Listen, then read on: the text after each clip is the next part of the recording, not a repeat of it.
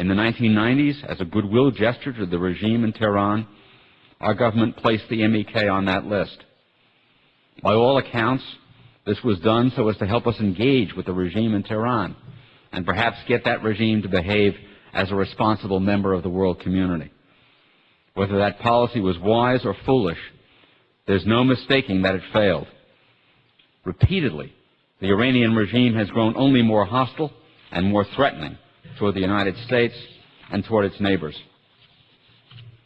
In the administration in which I served, that designation was continued, this time out of fear that if MEK were delisted, the Iranians would provide weapons, including deadly IEDs, to insurgents in Iraq.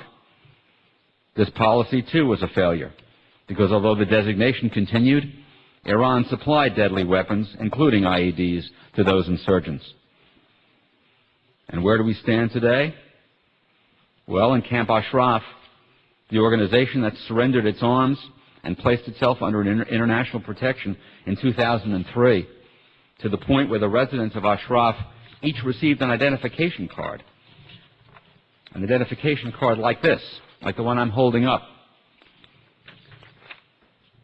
designating them as protected persons under international law, has been attacked twice by Iraqi troops, once in July of 2009, once in April of 2011.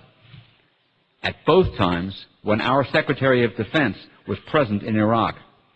The last time resulting in the murder of 35 defenseless women and men with weapons and vehicles supplied by the United States, operated by troops trained by the United States, and the United States has done nothing about it.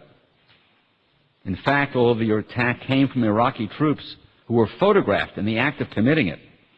Whatever the reason, it's long past time for this country to act based on its principles, to delist MEK and thereby encourage those in Iran who are struggling for regime change, and to make certain that the residents of Ashraf are either permitted to remain where they are, with security provided by an international force, or that they are permitted to leave Iraq for other countries.